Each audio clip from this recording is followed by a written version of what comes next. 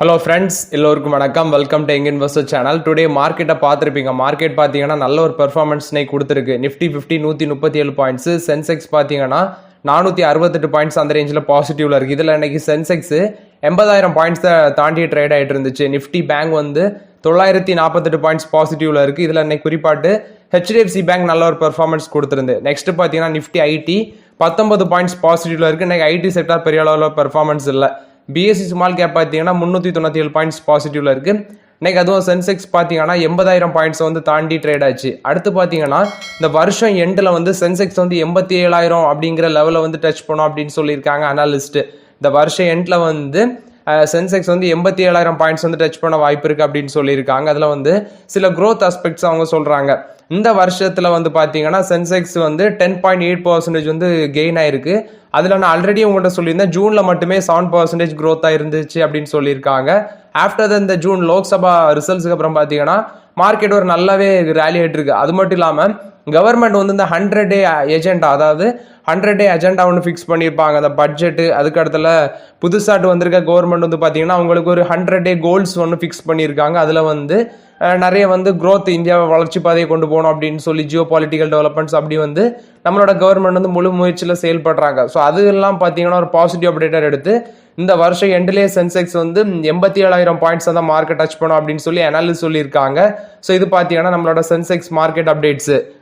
Next பார்த்தீங்கன்னா HDFC bank first. ஆக்சுவலாக அந்த பேங்க் நல்ல ஒரு பெர்ஃபார்மன்ஸ் 4% ரேலியாக இருந்து நம்ம ஆல்ரெடி ஹெச்டிஎஃப்சி பேங்க் கன்சிடர் பண்ணியிருக்கோம். ஸோ இதில் பார்த்தீங்கன்னா ஒரு டெக்னிக்கல் அனாலிஸ்ட் மனாஸ் ஜெய்ஸ்வால் வந்து என்ன சொல்லியிருக்காருன்னா, இன்வெஸ்டர்ஸ் வந்து இந்த ஹெச்டிஎஃப்சி பேங்க் வந்து 1650 அந்த ரேஞ்சில் ஒரு ஸ்ட்ராங் சப்போர்ட் லெவல் இருந்துச்சு அப்படின்னு சொல்லியிருக்காரு. ஸோ அந்த ரேஞ்சில் வந்து கன்சிடர் பண்ணியிருக்கலாம் ஹெச்டிஎஃப்சி பேங்க் அப்படின்னு சொல்லியிருக்காரு. ஸோ ஃபர்ஸ்ட் நம்ம ஹெச்டிஎஃப்சி பேங்க் வந்து 1400 அந்த ரேஞ்சிலே கன்சிடர் பண்ணியிருப்போம் ஹெச்டிஎஃப்சி பேங்க். ஸோ அந்த ரேஞ்சிலேருந்து இப்போ ஒரு நல்ல அப்டேட் கொடுத்துருக்கு ஹெச்டிஎஃப்சி பேங்க். பார்த்தீங்கன்னா இன்னைக்கு 1794 ரூபா வரைக்கும் போச்சு ஹெச்டிஎஃப்சி பேங்க். இப்போ வந்து 2% பாசிட்டிவ்ல இருக்கு. 1766 ரூபா அந்த ரேஞ்சில் ட்ரேட் ஆகிட்டு இருக்கு ஹெச்டிஎஃப்சி பேங்க். ஸோ இது பார்த்தீங்கன்னா லாஸ்ட் 1 மந்த்ல மட்டுமே 13% கிட்ட ரேலியாக இருந்துச்சு. இந்த ஸ்டாக் வந்து 2100 ரூபாலேருந்து 2150 ரூபா அந்த லெவல் வரைக்கும் போகும் அப்படின்னு சொல்லி டார்கெட் பண்ணியிருக்காங்க. ஹெச்டிஎஃப்சி பேங்க்கு டார்கெட் பிரைஸ் கொடுத்துருக்காங்க. இது பார்த்தீங்கன்னா technical chart analysis Manas Jaiswal அவர் தான் சொல்லியிருக்காரு. ஸோ இது ஹெச்டிஎஃப்சி பேங்கை பொறுத்த வரைக்கும் பாசிட்டிவ் அப்டேட். ஷேர் பிரைஸ் பார்த்தீங்கன்னா இப்போ 1766 இருக்கு. பட் இன்னைக்கு 4% ரேலி ஆகி 1794 ரூபா அந்த ரேஞ்சில் இருந்துச்சு.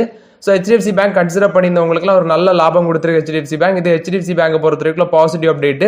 அது மட்டும் இல்லாமல் நான் நேற்று அப்டேட் கொடுத்துருந்தேன். ஹெச்டிஎஃப்சி பேங்க்ல பார்த்தீங்கன்னா ஃபாரின் இன்ஸ்டிடியூஷனல் இன்வெஸ்டர்ஸோட ஹோல்டிங்ஸ் வந்து இந்த ஃபாரின் இன்ஸ்டிடியூஷனல் எஃப்ஐஸோட ஹோல்டிங்ஸ் வந்து 55% கீழே வந்திருக்கு அப்படின்னு அப்டேட் கொடுத்துருந்தேன். ஸோ இது ஹெச்டிஎஃப்சி பேங்கை பொறுத்த வரைக்கும் ஓவரால் அப்டேட்டு. நெக்ஸ்ட் பார்த்தீங்கன்னா ஃபெடரல் பேங்க். இந்த பேங்க் வந்து பார்த்தீங்கன்னா அந்த பேங்கோட ஷேர் வந்து நம்ம 150 ரூபாலேருந்து கன்சிடர் பண்ணிட்டு இருக்கோம். 150 ரூபா வரைக்கும் ஃபைனலாக கன்சிடர் பண்ணோம். நிறைய பேர் 160 ரூபா வரும்போது வரை கன்சிடர் பண்ணினாங்க. நல்ல ரிட்டர்ன் கொடுத்துருக்கு, டீசென்ட் ரிட்டர்ன் கொடுத்துருக்கு. ஃபெடரல் பேங்க் பார்த்தீங்கன்னா இன்னைக்கு 4% மேலே ரேலி இருந்து இன்னைக்கு ஒரு ஆல் டைம் ஹையை வந்து டச் பண்ணியிருந்துச்சு. ஸோ இந்த பேங்கோட பிஸ்னஸ் அப்டேட் கொடுத்துருந்தாங்க. ஃபினான்ஷியல் இயர் 25க்கான ஃபர்ஸ்ட் குவார்டர் பிஸ்னஸ் அப்டேட் கொடுத்துருந்தாங்க. 2.66 lakh crore வந்து அவங்களோட டோட்டல் டெபாசிட்ஸாக இருக்கு. 20% இன்க்ரீஸ் ஆயிருக்கு அப்படின்னு சொல்லியிருக்காங்க. அதே சேம் குவார்டர் லாஸ்ட் இயர்ல பார்த்தீங்கன்னா 2.23 lakh crore இருந்துச்சு அப்படின்னு சொல்லியிருக்காங்க. இந்த பேங்கோட கஸ்டமர் டெபாசிட்ஸ், அதாவது which excludes interbank deposit and certificate of deposits பார்த்தீங்கன்னா 2.52 lakh crore இருக்கு. இதுவும் 20% growth காமிச்சிருக்கு. சேம் குவார்டர் லாஸ்ட் இயர்ல 2.10 lakh crore இருந்திருக்கு அப்படின்னு சொல்லியிருக்காங்க. கிராஸ் அட்வான்சஸ் வந்து 20% growth காமிச்சிருக்கு. 2.24 lakh crore இருக்கு.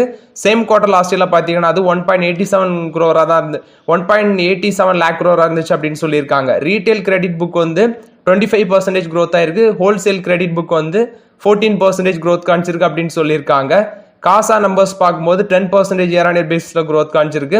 அப்ராக்சிமேட்லி பார்க்கும்போது 71,000 கோடியா இருக்கு அப்படின்னு சொல்லியிருக்காங்க. கிராஸ் அட்வான்சஸ் வந்து 20.1% இருக்கு அப்படின்னு சொல்லியிருக்காங்க. இந்த பேங்கோட ஷேர் பிரைஸ் பார்த்தீங்கன்னா லாஸ்ட் 1 இயர்ல நியர்லி 41% மேலே ரிட்டர்ன் கொடுத்துருக்கு. இந்த கலண்டர் இயர்ல பார்க்கும்போது 15% மேலே ரேலியா இருக்கு. லாஸ்ட் 1 மந்த்ல மட்டுமே 10% ரேலியா இருக்கு அப்படின்னு சொல்லியிருக்காங்க. இது பார்த்தீங்கன்னா ஃபெடரல் பேங்கை பொறுத்த வரைக்கும் பாசிட்டிவ் அப்டேட். யாரெல்லாம் ஹோல்ட் பண்றீங்களோ நல்ல ரிட்டர்ன். இன்னைக்கு பார்த்தீங்கன்னா 183 ரூபா தாண்டி போச்சு இந்த ஷேர். அதுக்கப்புறம் இப்போ வந்து பார்த்தீங்கன்னா ஒரு 181 ரூபா அந்த ரேஞ்சில் பாசிட்டிவ்ல இருக்கு. ஸோ இதான் all time high Federal Bank. வச்சிருக்கவங்க ஹோல்ட் பண்ணுங்க. விரைவில் அது 200 ரூபா டச் பண்ண சான்சஸ் இருக்குது. ஃபெடரல் பேங்கை பொறுத்த வரைக்கும் பாசிட்டிவ் அப்டேட். நெக்ஸ்ட் பார்த்தீங்கன்னா பவர் ஃபினான்ஸ் கார்பரேஷன் ஆர்இசி லிமிடெட்ல வந்த அப்டேட். ஸோ இவங்க ரெண்டு பேருமே பார்த்தீங்கன்னா அந்த பவர் பேஸ்டு கம்பெனிக்கு ஃபினான்ஸ் பண்ணுவாங்க, ஒரு பிஎஸ்சி செக்டர் ஸ்டாக் தான். இதுக்கு பார்த்தீங்கன்னா ஒரு அவுட் பெர்ஃபார்ம் ரேட்டிங் வந்து பென்ஸ்டெயின் கொடுத்துருந்தாங்க. ஸோ இந்த பை ரேட்டிங்னால தான் இன்னைக்கு இந்த ஸ்டாக் வந்து மேலே போயிருந்துச்சு. ஸோ இந்த ஸ்டாக் பார்த்தீங்கன்னா அன்னைக்கு இவங்க ஆர்இசி லிமிடெட் 4% அப்பு, பிஎஃப்சி பார்த்தீங்கன்னா 5% அப்பு. ஆர்இசி லிமிடெட் பிஎஃப்சி ஷேருக்கு அவங்க கொடுத்துருக்க அப்டேட் படி பார்க்கும்போது love them hate them but you cannot ignore them அப்படின்னு சொல்லியிருக்காங்க இந்த பென்ஸ்டெயின். இதுல வந்து அவங்க ஆர்இசி லிமிடெடுக்கு டார்கெட் பிரைஸ் 653 ரூபா கொடுத்துருக்காங்க. இன்னைக்கு ஆர்இசி லிமிடெட் ஷேர் எடுத்து பார்க்கும்போது 560 ரூபா அந்த ரேஞ்சில் ட்ரேட் ஆகிட்டு இருந்துச்சு. நான் பார்க்கும்போது 4% அப்பு. ஜூன் 4 ரிசல்ட்ஸ் அன்னைக்கு இந்த ரெண்டு ஸ்டாக்குமே 20% மேலே அடிச்சிருந்தாங்க. ஸோ அந்த ஆப்பர்ச்சுனிட்டி நான் யூஸ் பண்ணேன். யாரெல்லாம் யூஸ் பண்ணீங்கன்னு தெரில. ஸோ நான் யூஸ் பண்ண அன்னைக்கு ஒரு நல்ல ரிட்டர்னில் இருக்கிறேன். ஸோ இந்த ஸ்டாக் பார்த்தீங்கன்னா அந்த ஆர்இசி லிமிடெட் ஒரு வருஷத்தில் மட்டுமே 200% மேலே ரிட்டர்ன் கொடுத்துருக்கு. இவங்களுக்கு பென்ஸ்டெயின் இப்போ 653 ரூபா வரைக்கும் போகும்னு சொல்லியிருக்காங்க ஆர்இசி லிமிடெடுக்கு. இது ஆர்இசி லிமிடெடை பொறுத்த வரைக்கும் அப்டேட் இந்த ரேஞ்சிலேருந்து 21% அப்சைட் போகும்னு சொல்லியிருக்காங்க. Next power Finance corporation. இந்த ஷேர் பார்த்தீங்கன்னா 528 ரூபா அந்த ரேஞ்சில் ட்ரேட் ஆகிட்டு இருந்துச்சு. 5% ஏற்றிருந்தாங்க. இந்த ஸ்டாக்கும் லாஸ்ட் 1 இயர்ல பார்த்தீங்கன்னா 180% ரிட்டர்ன் கொடுத்துருக்கு. இது பார்த்தீங்கன்னா இந்த ரேஞ்சில் வந்து 23% அப்சைட் போகும்னு சொல்லியிருக்காங்க. 620 ரூபா வரைக்கும் போகும்னு சொல்லியிருக்காங்க.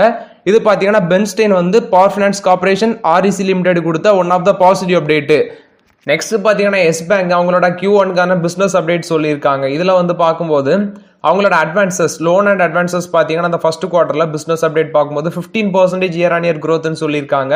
2.29 lakh crore இருக்கு. அதே சேம் குவார்ட்டர் லாஸ்ட் இயர்ல 2 lakh crore இருந்துச்சு அப்படின்னு சொல்லியிருக்காங்க. நெக்ஸ்ட் டெபாசிட்ஸ் பார்த்தீங்கன்னா 21% இயர் ஆன் இயர் பேசிஸ்ல இன்க்ரீஸ் ஆயிருக்கு. 2.64 lakh crore இருக்கு அப்படின்னு சொல்லியிருக்காங்க.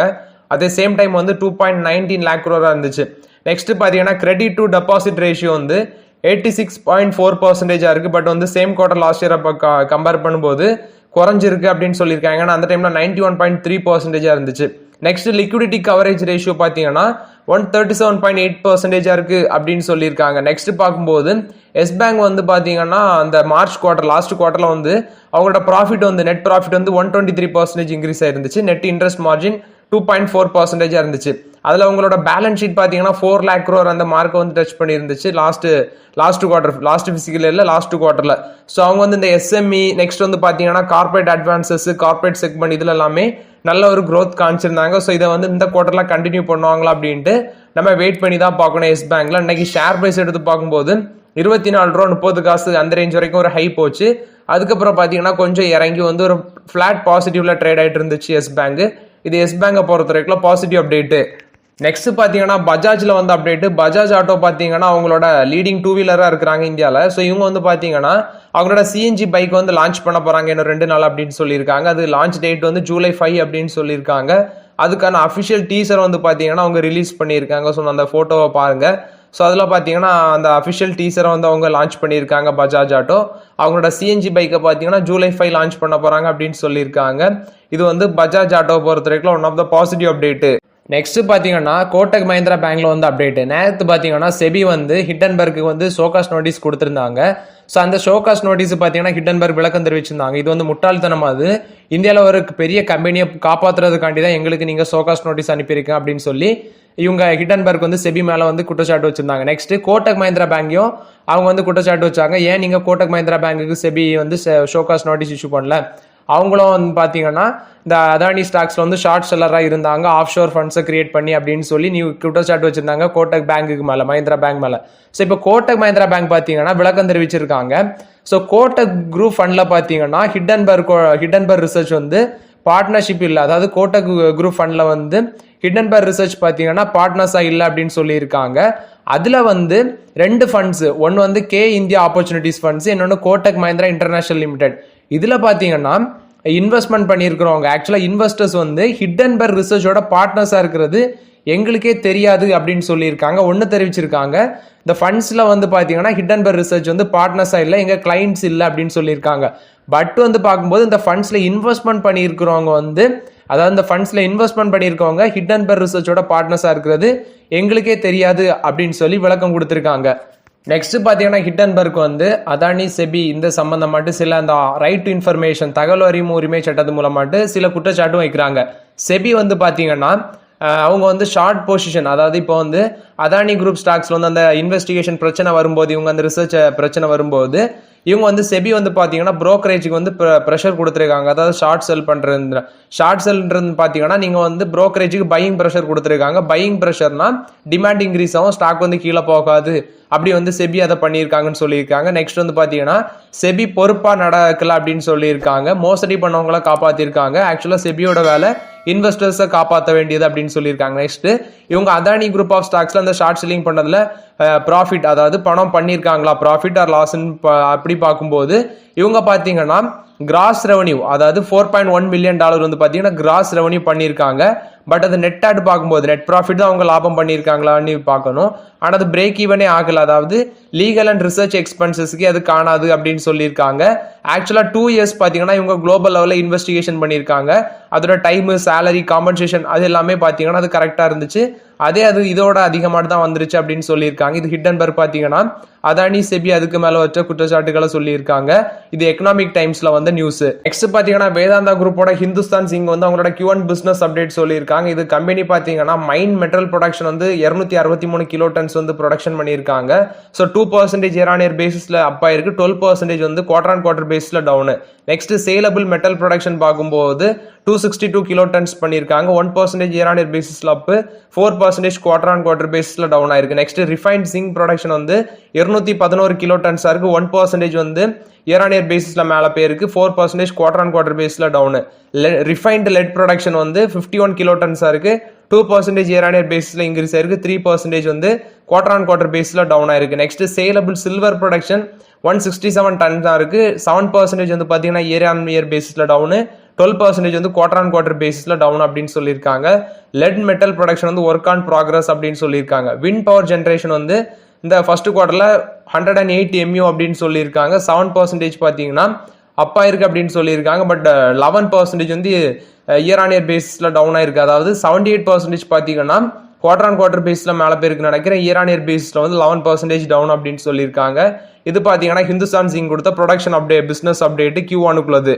நெக்ஸ்ட் பார்த்தீங்கன்னா NLC இந்தியா அவங்களோட ப்ரொடக்ஷன் அப்டேட் சொல்லியிருக்காங்க. அவங்க லிக்னைட் ப்ரொடக்ஷன் பார்த்தீங்கன்னா 22% இன்க்ரீஸ் ஆயிருக்கு அப்படின்னு சொல்லியிருக்காங்க. 61.72 லேக் டன்ஸா இருக்கு இந்த ஃபர்ஸ்ட் குவார்டர்ல. லிக்னைட் அவுட்புட் பார்த்தீங்கன்னா 50.54 லேக் டன்னா இருந்துச்சு இயர் அகோ பீரியட்ல. நெக்ஸ்ட் அந்த கம்பெனியோட கோல் ப்ரொடக்ஷன் பார்த்தீங்கன்னா 35.2% வந்து மேல போயிருக்குன்னு சொல்லியிருக்காங்க, 28.46 லேக் டன்னா இருக்கு இந்த குவார்டர்ல அப்படின்னு சொல்லியிருக்காங்க.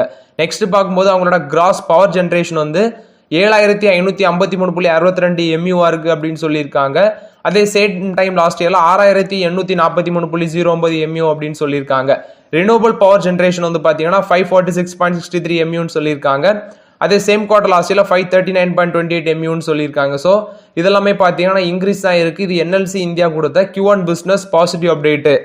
நெக்ஸ்ட் பார்த்தீங்கன்னா KEC இன்டர்நேஷனல் அவங்களுக்கு வந்து ஒரு 1000 கோடி ஆர்டர் கிடைச்சிருக்கு டிரான்ஸ்மிஷன் கிளீன் எனர்ஜி பேஸ்ல வந்து பார்த்தீங்கன்னா ராஜஸ்தான்ல வந்து இவங்களுக்கு ஒரு 1017 கோடி ஒருத்துல டிரான்ஸ்மிஷன் அண்ட் டிஸ்ட்ரிபியூஷன் ப்ராஜெக்ட் கிடைச்சிருக்கு. ஸோ இது பார்த்தீங்கன்னா கிளீன் எனர்ஜி பிசினஸ் பிளஸ் வந்து இன்ஜினியரிங் அண்ட் மேனுஃபேக்சரிங் சம்மந்தமாக தான் சொல்லியிருக்காங்க. இது பார்த்தீங்கன்னா KEC இன்டர்நேஷனல் வந்து one of the positive update. So okay friends, ஆக்சுவலாக இந்த வீடியோவில் சில இம்பார்ட்டன்ட் அப்டேட்ஸ், மார்க்கெட் நியூஸ் எல்லாமே பார்த்தோம். இந்த வீடியோ உங்களுக்கு பயனுள்ளதாக இருந்துச்சுன்னா லைக் பண்ணுங்க, சப்ஸ்கிரைப் பண்ணுங்க, கமெண்ட் பண்ணுங்க. Okay friends, thank you.